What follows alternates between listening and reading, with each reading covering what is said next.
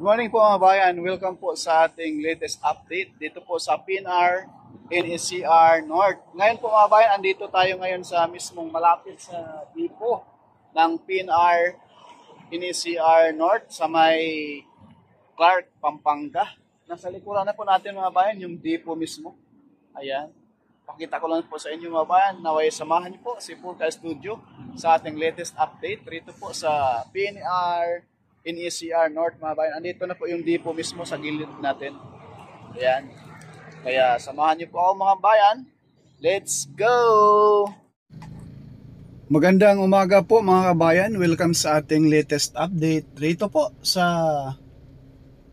NSCR North sa may Clark, Pampanga mga kabayan. Yung mga building na yan mga kabayan, yan na po yung mismong depo ng PNR NSCR North.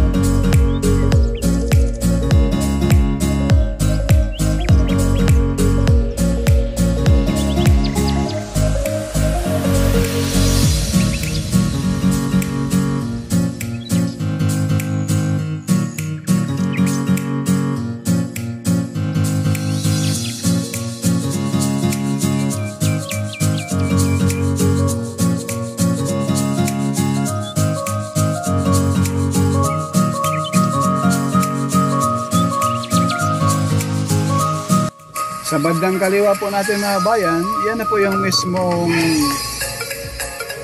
station ng PNR NSCR North. At andyan na rin po yung mismong airport, yung pinagawa ni Pangulong Duterte, no? Yung New Clark International Airport mga kabayan sa bandang kaliwa natin.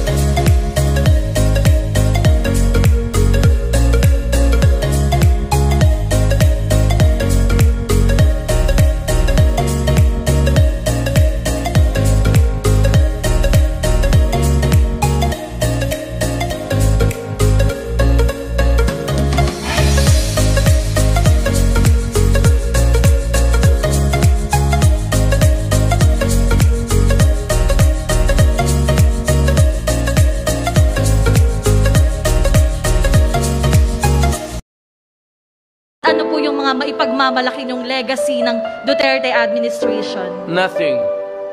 All I want the people is to just look around. Ito, ang ganito. Hindi ko ipagyabang. Una-una, hindi ko ito pera. That's not my money. All I would just say is that we built that's all. I will not crow about it in public because sabihin na ito. Sa 6 na taon na ikaw inanungkulan, wala akong masabi sa iyong napatunayan. Di nakakapagtaka, mahal ka ng taong bayan dahil sa kahanga-hanga mong kakayahan.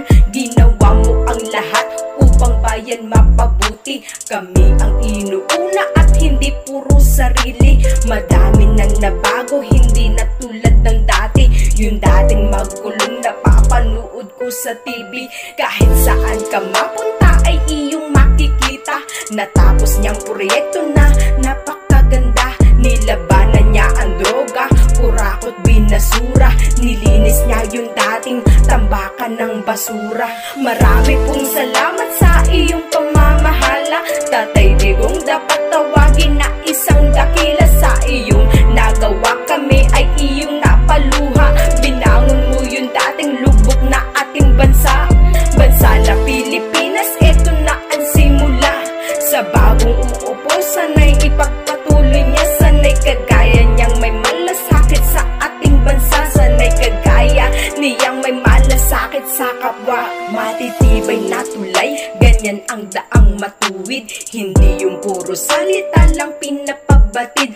Puso niya para sa bayan, utak niya'y hindi makitid. Libreng edukasyon at kagandahan ng paligid. Iilan lamang iyan sa kanyang mga proyekto. Kitang-kita naman natin yung magandang pinagbago. Simula sa umpisa ng pag-upo niya sa pwesto. Walang sinayang na taon, kurakot ay bistado. Sa bakal mong kamay kami sa'yo ay naniwala. Paano kaya kung di ikaw namuno sa ating bansa? Marami pong salamat, isa kang kahanga-hanga. Ama ng ating bansa, tunay na isang dakila. Marami pong salamat sa iyong pamamahala. Tatay Digong, dapat tawagin na isang dakila. Sa iyong nagawa kami ay iyong napaluha. Binangon mo yung dating lugmok na ating bansa. Bansa na Pilipinas, eto na ang simula. Sa bagong uupo, sana'y ipagpatuloy niya. Sana'y kagaya niyang may malasakit sa ating bansa. Sana'y kagaya niyang may malasakit sa kapwa. Marami pong salamat sa iyong pamamahala. Tatay Digong, dapat tawagin na isang dakila. Sa iyong nagawa kami ay iyong napaluha. Binangon mo yung dating lugmok na ating bansa. Bansa na Pilipinas, eto na ang simula. Sa bagong uupo, sana'y ipagpatuloy niya. Sana'y kagaya niyang may malasakit sa ating bansa. Sana'y kagaya niyang may malasakit sa kapwa. Kababayan ko, sundin ko ang gusto ninyo. And today, I announce my retirement from politics. Salamat po sa inyong lahat.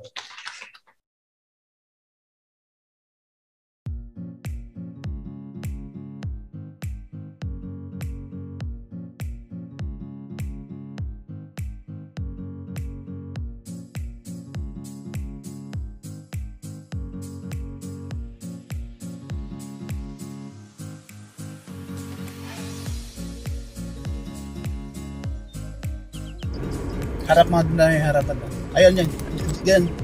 Ganyan mo.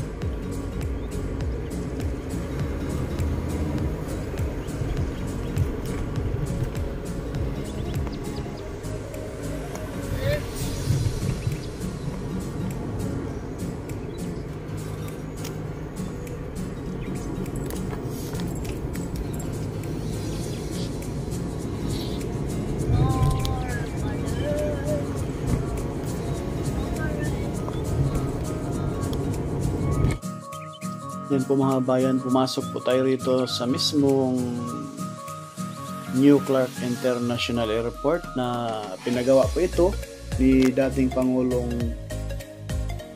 Rodrigo Roa Duterte, mga kabayan, na napaka world class po itong airport na ito, napakaganda.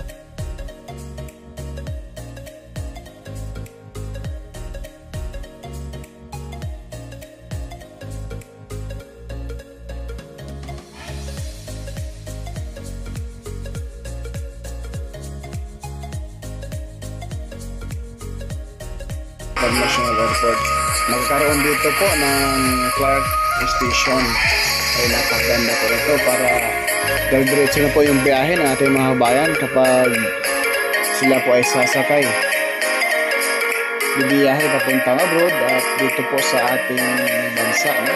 Ayan po mga bayan.